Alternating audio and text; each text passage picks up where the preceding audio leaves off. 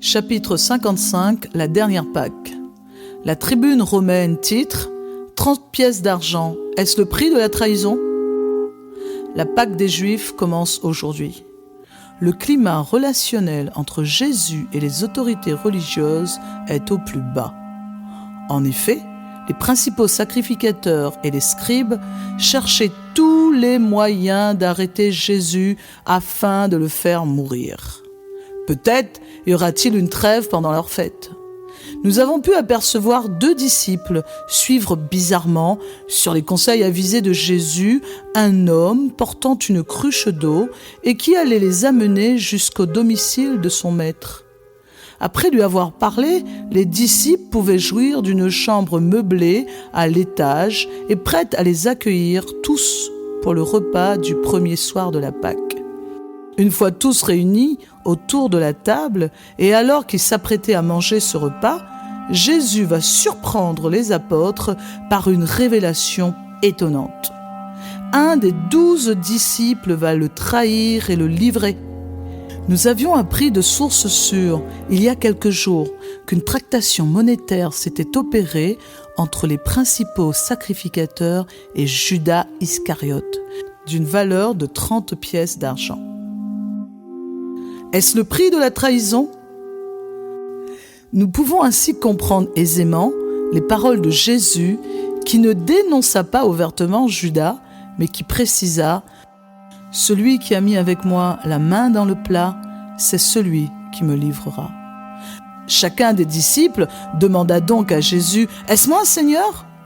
Lorsque ce fut au tour de Judas qui demanda « Est-ce moi, Rabbi ?» Jésus lui répondit « Tu l'as dit. » Puis il lui dit encore « Ce que tu fais, fais-le promptement. » Personne ne comprit ces paroles, car tous croyaient que Judas, qui tenait la caisse, sortait pour acheter des aliments ou bien pour faire des dons aux pauvres. Lorsque Judas sortit, Jésus les prévint du peu de temps qui lui restait à passer avec eux et du triple reniement de Pierre avant le lever du jour. Si nous entendons bien les paroles de Jésus, nous pouvons comprendre que des événements d'une gravité extrême vont se dérouler dans les heures qui suivent, que nous ne manquerons pas de vous relater.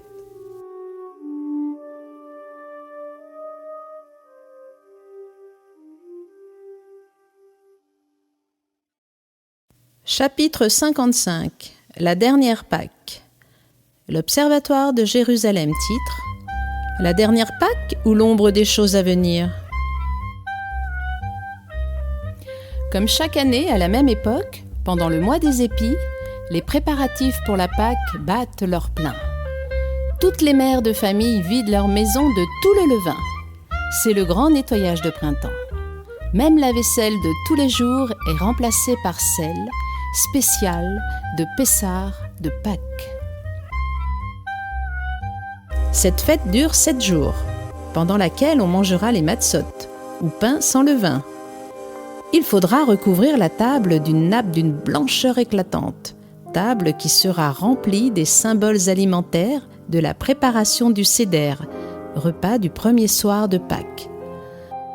On trouvera tout d'abord un verre d'eau salée représentant à la fois la traversée de la mer Rouge et les larmes versées par les Hébreux captifs des Égyptiens.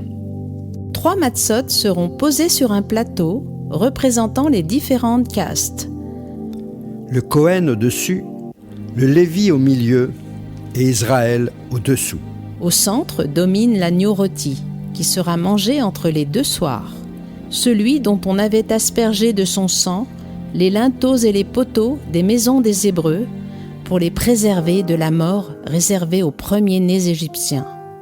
Sur cette table, on trouvera des herbes amères, rappelant la tristesse des esclaves, ainsi qu'un aliment particulier, sucré, composé de noix et de compotes de pommes, représentant l'argile pour la fabrication des briques pour Pharaon. Et enfin, 4 coupes plus une remplies de vin rouge. Chaque coupe ayant une signification bien particulière. La première coupe affirme la liberté retrouvée. La seconde représente la délivrance de la captivité. La troisième promet à son peuple un sauveur, un Messie. La quatrième promet l'élection de son peuple par Dieu et pour Dieu. Cette Pâque n'exprimerait-elle pas l'ombre des choses à venir et la condition du Messie ? Jésus également, comme tous les croyants, envoya Pierre et Jean préparer la Pâque. Toutes les conditions étaient réunies pour que ce repas se passe suivant la tradition et les prescriptions de Moïse concernant cette Pâque. Mais l'annonce faite par Jésus de la trahison d'un des leurs pour le livrer allait déconcerter tous les apôtres qui se demandaient qui était le traître. Le maître répondit : « Celui qui mange avec moi le pain a levé les talons contre moi. » Pierre fit signe à Jean, qui était près de Jésus, de lui montrer qui était le traître. Jésus dit : « C'est celui à qui je donnerai le morceau trempé. » Il le donna à Judas, fils de Simon. Serait-ce la dernière Pâque de Jésus avec ses disciples ?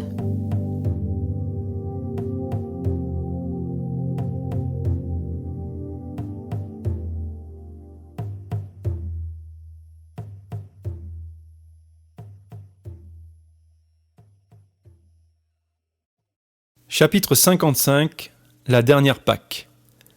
L'étoile du matin, titre « Une occasion favorable ». Voici une occasion favorable. Souvenez-vous, Satan, après avoir tenté Jésus 3 fois dans le désert, a disparu en attendant une occasion favorable. Elle était toute trouvée en la personne de Judas, un disciple de Jésus qui l'a suivi pendant 3 ans, qui a vu les démonstrations de puissance opérées par le Maître, les miracles, les guérisons, les résurrections, les messages, les sermons, les béatitudes. Il a entendu ses paroles de consolation, de renouvellement, d'affranchissement, de soulagement. Il a assisté à son enseignement, son langage codé en paraboles et à son interprétation destinée aux disciples premièrement, puis à ceux qui croyaient en lui. Il était présent lors de sa révolte contre ces marchands du temple, n'ayant aucun scrupule ni respect pour le lieu saint, et contre les pharisiens tenant captif le peuple par leurs applications de la loi à la lettre. Puis, tout le reste au quotidien, l'homme de prière qui n'accomplit que la volonté de son Père qui est dans les cieux. Mais alors, Judas n'aurait rien compris pendant toutes ces années ? Évidemment, il était très attaché à l'argent, c'est lui qui tenait la caisse du groupe, et il s'en servait pour son propre compte, car il était voleur. Satan s'est servi de la faiblesse de Judas, l'argent, 30 pièces d'argent, pour pervertir son esprit, pour s'entendre avec les principaux sacrificateurs et ainsi chercher une occasion favorable pour livrer Jésus à l'insu de la foule. Mais Jésus connaissait d'avance ce plan machiavélique qui se tramait, puisqu'il dit à tous ses disciples, y compris au traître Judas : « Je vous le dis en vérité, l'un de vous me livrera. » Puis il rajoute : « Mais malheur à l'homme par qui le Fils de l'homme est livré. Mieux vaudrait pour cet homme qu'il ne soit pas né. » Ensuite, il partagea son dernier repas avec les apôtres. C'est la Sainte Seine. Il rompit le pain qu'il donna aux disciples en disant : « Prenez, mangez, ceci est mon corps. » Puis il prit la 5e coupe, que l'on ne boit jamais et qui est réservée au Messie qui doit venir, celle du Sauveur. Après avoir remercié Dieu, il leur passa cette coupe en les priant : « Buvez-en tous, car c'est mon sang par lequel Dieu scelle une nouvelle alliance. » Après cela, ils chantèrent des psaumes comme le veut la tradition. Jésus leur dit alors, après que Judas fut sorti : « Je vous donne un nouveau commandement. Aimez-vous les uns les autres comme je vous ai aimés. » Il leur dit également : « Cette nuit même, vous allez tous être ébranlés dans votre foi en voyant ce qui va m'arriver. » Comme il est prophétisé : « Je frapperai le berger à mort et les brebis du troupeau s'enfuiront de tous côtés. » Même si Pierre manifestait sa désapprobation, Jésus le calma en lui faisant savoir qu'il le renierait 3 fois avant que le coq ne chante 2 fois. Nous voyons que l'heure d'un dénouement plutôt sombre est imminent. Mais pour Jésus, tout cela n'est que l'accomplissement de ce pourquoi il est venu.